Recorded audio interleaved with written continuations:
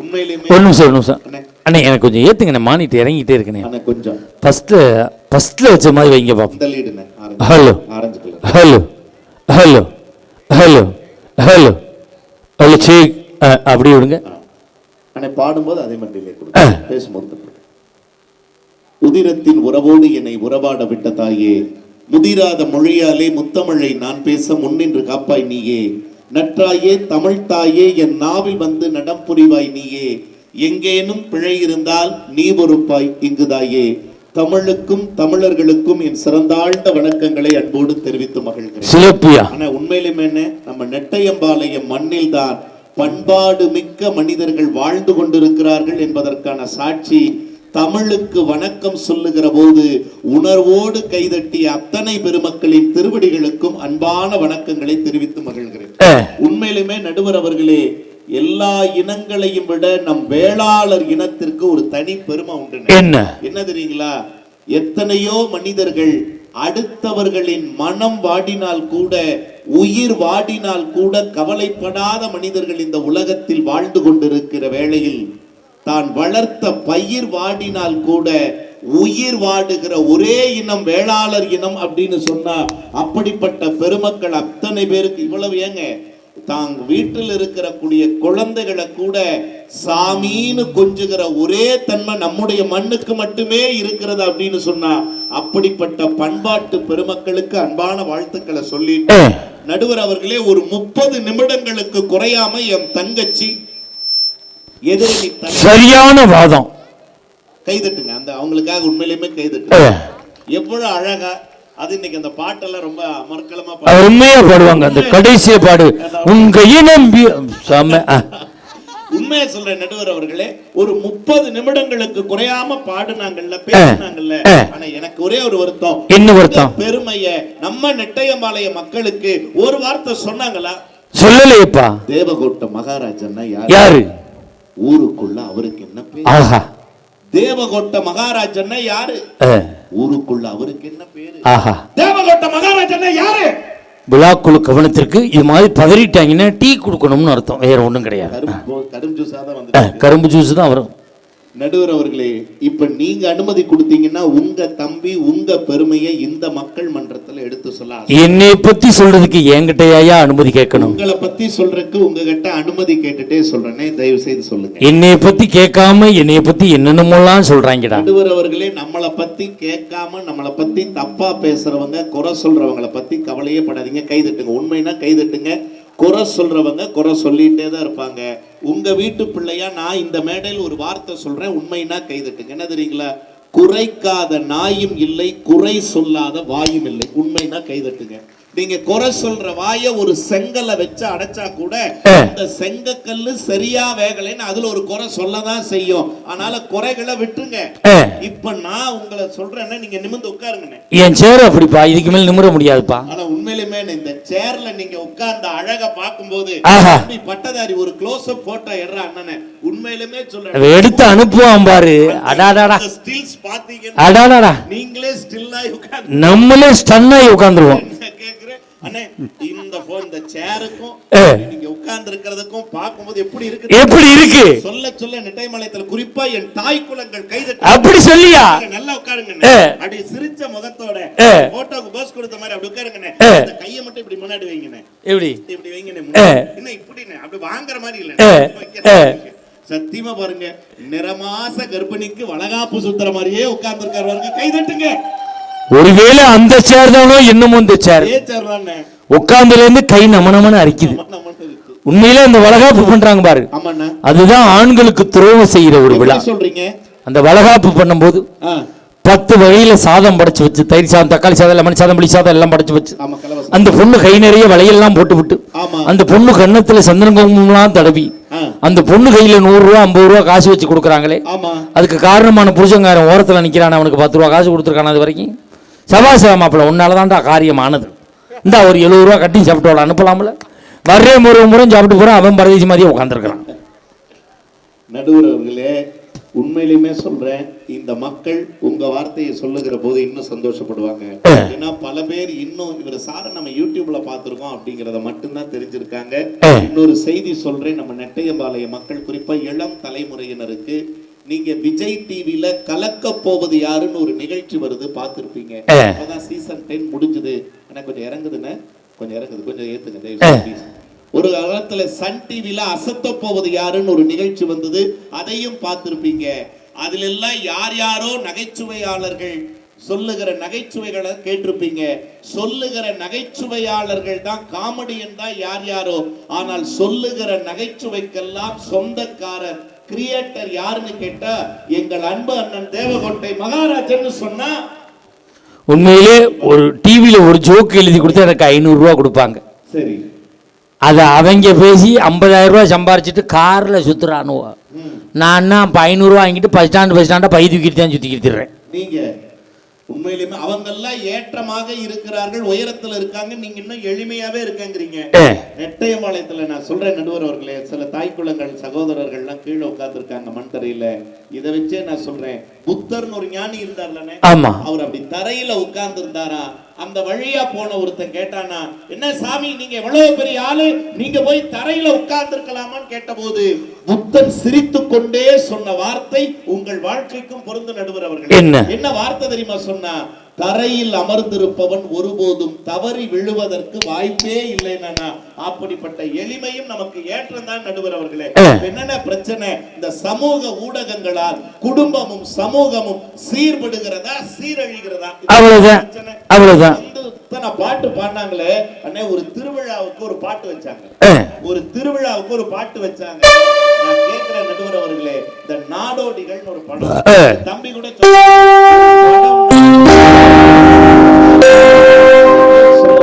அந்த பாட்டெல்லாம் சமூகத்தை தலை நிமிர வச்சதுங்க. ஒரு திருவிழாவுக்குன்னு ஒரு பாட்டை இன்னைக்கு போட்டிருக்கான், இது சமூகத்தை சீரழிக்குதா இல்லையான்னு நீங்களே பாருங்க. சொல்லுப்பா.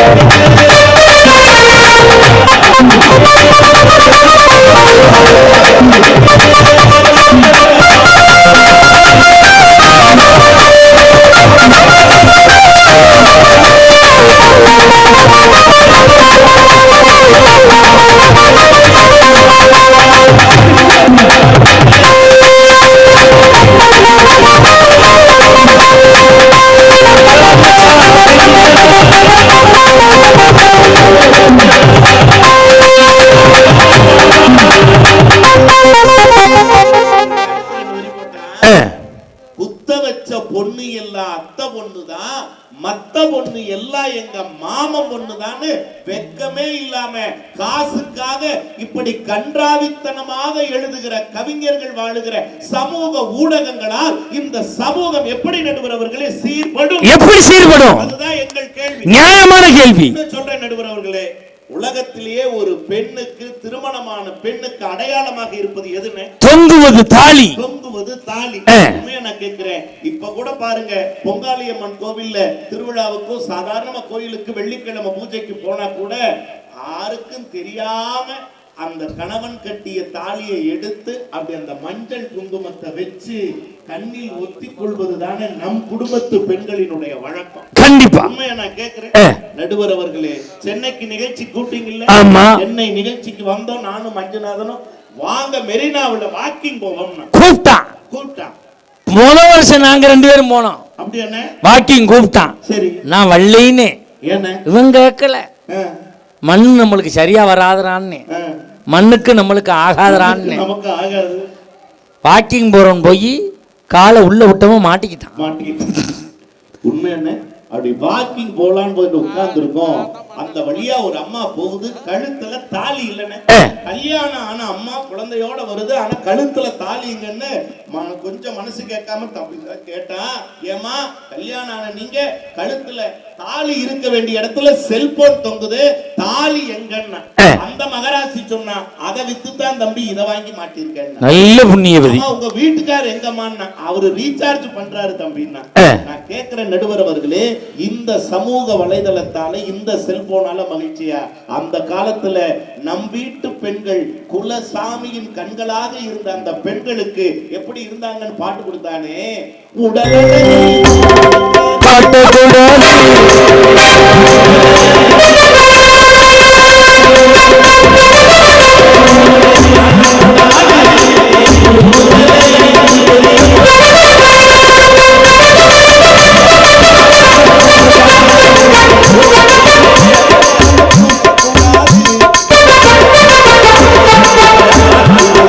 அதுக்கு இப்படித்தான் இருக்க வேணும் பொம்பளை, இங்கிலீஷ் படிச்சாலும் இந்த தமிழ்நாடு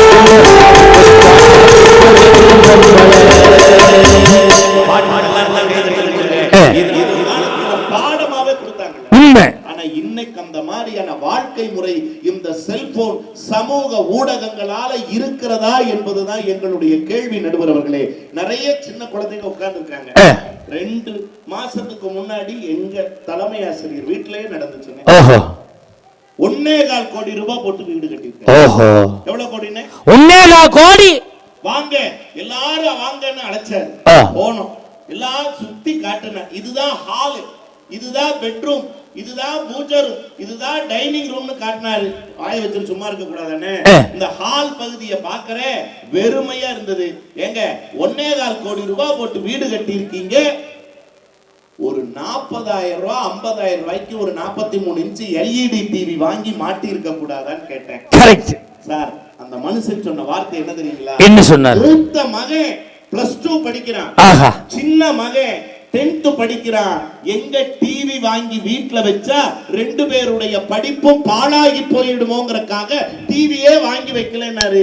நானும் உங்களை மாதிரி கைதட்டுனேன். பெத்தா உங்களை மாதிரி பிள்ளைகளை பெக்கணும் சார், வளர்த்தா உங்களை மாதிரி வளர்க்கணும். அம்மா உங்க 2 பிள்ளைகளை எங்கன்னு பக்கத்து வீட்டுல டிவி வாக்க போயிருக்காங்கன்னு. நல்ல குடும்பம்டா. அவரே டிவி வாங்கி மாட்டிருக்கலான்னு அதான் சொன்னா. சிந்திச்சு பார்த்து செய்கைய மாத்து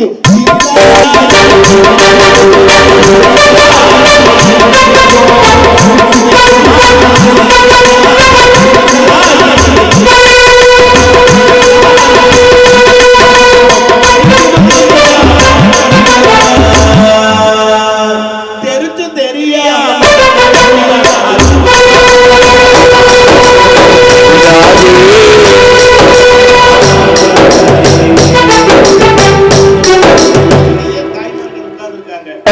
ஆண்களும் அழுகுறாங்க, பெண்களும் அழுகுறாங்க. ஆம்பளைங்க பல வீட்டுல எப்ப அழுகுறாங்க தெரியுமா? இந்த வீட்டுல இருக்கு பாருங்க ஃப்ரிட்ஜ், அத பார்த்து அழுகுறாங்க. அதுக்கு பேர் ஃப்ரிட்ஜ் கிடையாது, வேற என்ன? அதுக்கு பேர் பிச்சைக்கார பொட்டி. பிச்சைக்கார பொட்டியா? உண்மைதான். நம்ம அண்டனமேளத்துல சொல்லுங்க. நம்ம ஊர்ல அதுக்கு பேரை மாத்துறோம். எப்படி? நாளையில இருந்து ஃப்ரிட்ஜ் கிடையாது, பிச்சைக்கார பொட்டி என அறிவிக்கப்படுகிறது. என்ன காரணம்? ஒரு காலத்துல மிச்சம் இருந்த சோறு குழம்பு எல்லாம் பிச்சைக்காரனுக்கு போட்டாங்கல்ல, இப்ப ஃப்ரிட்ஜ்ல வச்சிருந்து புருஷனுக்கு போட்டுக்கிட்டு இருக்காங்க. அதனால அது பிச்சைக்கார பொட்டி. உண்மையா சொல்ற நடுவர் அவர்களே, இந்த ஃப்ரிட்ஜை பார்த்து ஏன் ஆண்கள் அழறாங்க தெரியுங்களா? அதுலதான் நடுவர் அவர்களே பழைய குழம்பு ரசம் எல்லாத்தையும் வச்சிருக்காங்க.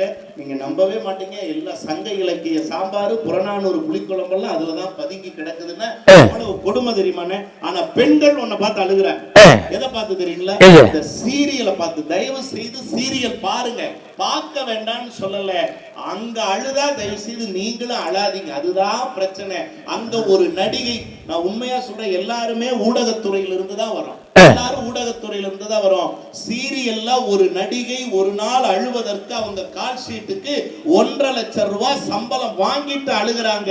ஆனா நாம நம்ம வீட்டு பெண்கள் கேபிளுக்கு 350 ரூபாய் கட்டிட்டு அழுகுறீங்க. இதுக்கு பேர் தான் கட்டி அழுகிறதுங்கிறது. உண்மையா நான் இது சீரழிவு தானே? இது சீரழிவு தானே? இது என்ன வாழ்க்கை நான் தெரியாம கேட்கிறேன். அதனாலதான் சொன்னா இந்த வாழ்க்கையில ஒரு பெரிய விஷயம் இல்லைன்னு. ஆனா நான் இன்னைக்கு சொல்றேன், நீங்க எத்தனை நாடுகள் போயிருக்கீங்க? நான் 5 நாடு போயிருக்கேன், வெளிநாடு 5 நாடுகள். ஆனா என் டீம்ல பேசக்கூடிய இந்த அம்மாவும் அந்த கீபோர்டுக்கார பையனும் என்னை விட 2 நாடு கூட 7 நாடுகள் போயிருக்காங்க. ராணி அம்மாவும் திருவேங்கடம் அவர்களும். எப்படி என்னை விட எக்ஸ்ட்ரா 2 நாடு போயிருக்காங்க. நடுவரே 5 நாடுகள் தான் போயிருக்காரு. அணியில் இருக்கிறவங்க இசைக்கலைஞர் 7 நாடா. என்னை விட 2 நாடு எக்ஸ்ட்ரா போயிருக்காங்க. எப்படி எந்தெந்த நாடுகள்னா? ஒன்னு உரத்த நாடு, இன்னொன்னு ராம் நாடு. ஒன்னு உரத்த நாடு. இவங்க 2 பேர்ட்டையும் பாஸ்போர்ட்டே இல்ல. பாஸ்போர்ட் இல்ல. இந்த அம்மாட்ட இருந்துச்சு, காலாவதி ஆயிடுச்சு பாஸ்போர்ட். நடுவர் அவர்களே, போன வாரம் வெள்ளிக்கிழமை மதியம் சாப்பிட உட்கார்ந்தேன். புளிக்குழம்புன்னு ஒண்ணு ஊத்துனாங்க. ஆஹா, சாப்பிட்டு ஒரே ஒரு வாய் வச்சோன்னே, ஆஹா புளிக்குழம்புனா இதுதான் புளிக்குழம்பு. போன மாசம் 27ஆம் தேதி வச்சியே ஒரு புளிக்குழம்பு அதே மாதிரி இருக்குன்னு இங்கிருந்து வந்துச்சு பதில். அதே மாதிரி இல்ல, அதேதான். நிறைய பெண்கள் கைதட்டுறாங்க, சிரிக்கிறாங்க. நடுவர் அவர்களே, சீரியல்கள்லாம் வராததுக்கு முன்னாடி, செல்போனுடைய பயன்பாடெல்லாம் இல்லாததுக்கு முன்னாடி வச்சு ஊத்துனாங்க. ஆனா இன்னைக்கு ஃப்ரிட்ஜுக்குள்ள வச்சிருந்து ஊத்துறாங்க. நடுவர் அவர்களே, இது எப்படி சீர்படும் அப்படிங்கிறது தான் எங்களுடைய கேள்வி. சரியான கேள்வி. உலகத்துல நீங்க எத்தனையோ நாடுகள், 5 நாடுகள் போயிருக்கீங்களே, எத்தனையோ விதவிதமான உணவுகளை சாப்பிட்டுருக்கீங்கல்ல. நான் கேக்குறேங்க, இந்த உலகத்திலேயே எந்த விலை உயர்ந்த உணவகத்திலும் கிடைக்காத சுவைன்னு ஒண்ணு இருக்குங்க. என்ன தெரியுங்களா? நம்ம போன வருஷம் கூட மலேசியா போனோம்.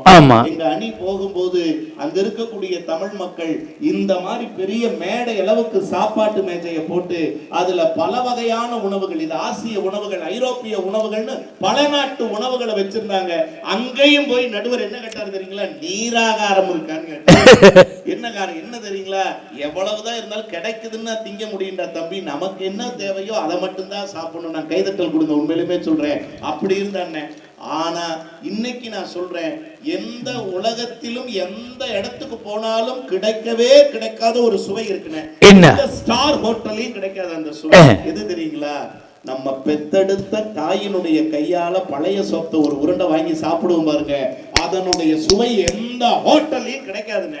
நான் கேக்குறேன், இன்றைய காலகட்டத்துல அதுக்கு வாய்ப்பு இருக்கா? நான் கேக்குறேன், இந்த வாய்ப்பு இருக்கா? பாட்டுல ஒருத்தர் சொன்னானே, இந்த பாண்டவர் பூமின்னு ஒரு படம்,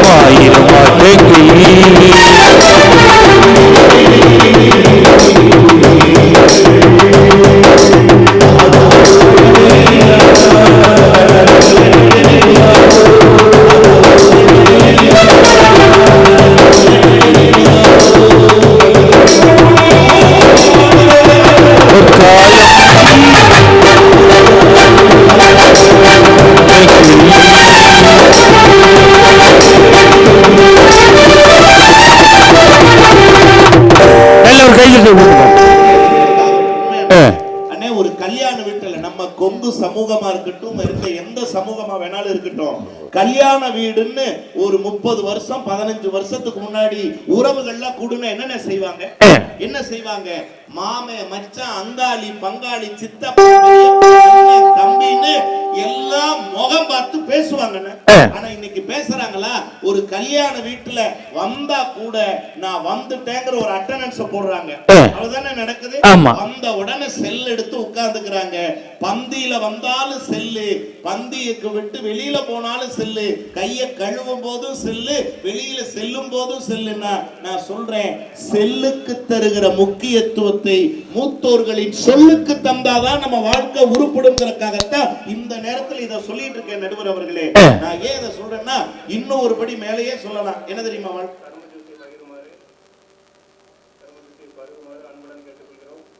இடையில யாரோ கரும்பு ஜூஸ் பருக கூப்பிடுறாங்க. கரும்பு ஜூஸ் அண்டாவில் பாதி இருக்கு, தயவு செய்து குடிச்சிருங்க. ஏன்னா அதுதான் அதை தயார் பண்ணவங்களுக்கு கொஞ்சம் பெருமையா இருக்கும்.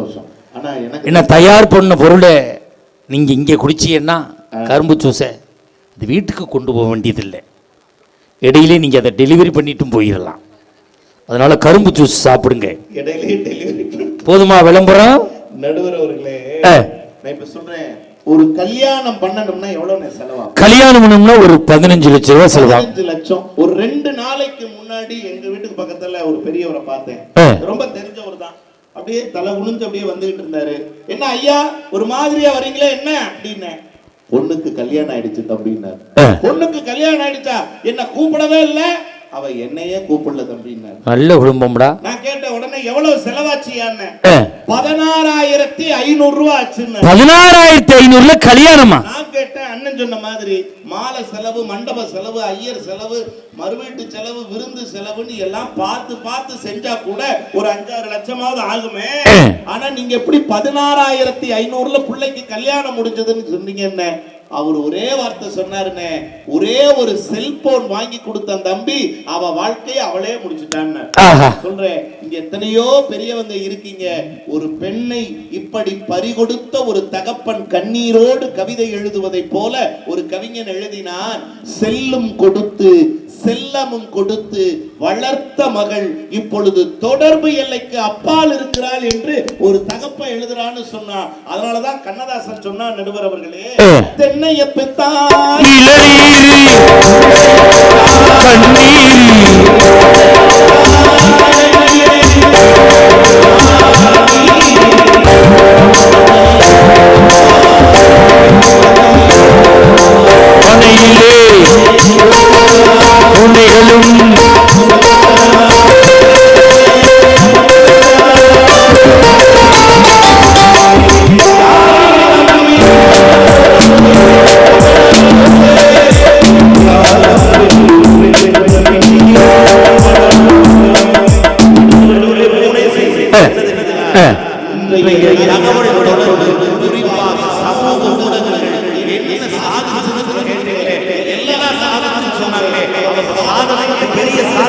என்ன